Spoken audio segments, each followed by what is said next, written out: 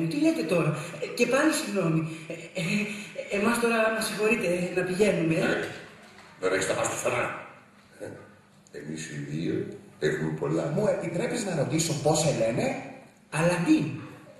Τα σέβη μου αφέντη Αλαντίν. Αλαντίν Ντίν. Κάτι σαν James Dean. Αυτός ήταν το προηγούμενο αιώνα. Καλύτερα Ντίνο. Ντινούκο. Αλαντίν σου είπα. Δεν θα τα πάμε καθόλου καλά οι δυο μας αν συνεχίσεις να λες λάθος το όνομά μου. Καλά, αφέντη μου, πώς κάνεις έτσι? Γιατί πειράζει να σε λέω Ντίνο μου, Ντινούλη μου, καλέ μου αφεντούλη μου? Αλαντίν σου είπα, πάει και τελείωσε. Οκ, Ντίν. Χαίρομαι πολύ, πάρα πολύ. Και εγώ είμαι το τζίνι του λιγναριού. Όνομα δεν είναι. Σιγά, είσαι όμορφο και καλό κορίτσι. Ποια θα μπορούσε να είναι καλύτερη από εσένα? Μα πατέρα μου, η αγάπη είναι κάτι μαγικό.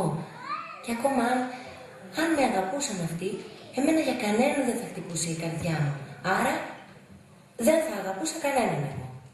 Δεν είναι πολύ κρίμα να περάσω τη ζωή μου χωρίς ποτέ να βρω τον δικό μου πρίγκιπα, χωρίς ποτέ να γνωρίσω την αγάπη. Γιασμίν, όπως και να έχουν τα πράγματα, πρέπει να αποφασίσεις να παντρευτείς μέσα σε 3 ημέρες. Ο χρόνος μας Ότι είσαι ερωτευμένος με τη Γιασμινούλα, ότι δεν μπορείς να φανταστείς τη ζωή σου λεπτό χωρίς αυτή, ότι θα μην έχεις τα πούπουλα, ότι δεν αντέχεις να ζήσεις μακριά της και θα τον ντουμπάρεις στο χαζούλι.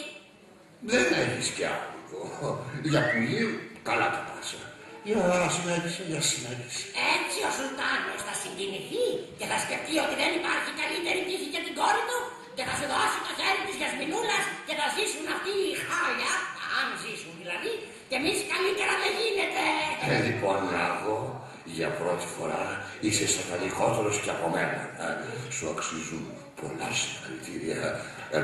Έλα να σε φιλήσω. Μια, σιγά μην κάτσε να με φιλήσεις. Δεν είσαι καθόλου με τα καλά σου τσαφαράτο που τσαφαρούλι μου. Καλά, άντε πάμε τώρα να βάλουμε το σχέδιό μας εφαρμογή. Είμαι πολύ χαρούμενος. Τόση κακία μαζεμένη δεν έχω ξαναδεί. Ο Τζαφάρ ήταν πάντα. Πάντα δίπλα σας, πολυχρονεμένη μου. Και από εδώ και μπρος, ακόμα πιο δίπλα σας, αφού δεν παντρευτώ την κόρη σας. Αποκλείεται. Ακόμα και με κλείσει σε χρυσό κλουβί. Αν χρειαστεί αυτό θα το κάνω. Μην το χαλάς, μην πιάνεις από το σκάνια. Θα είμαστε αγαπημένοι για πάντα αληθινά. Θα κάνουμε όνειρα φωτεινά και δεν θα μας χωρίσει ο Τζαφάρ κι όλα τα μάγια του κόσμου. Θα σε η θάλασσα μου και εσύ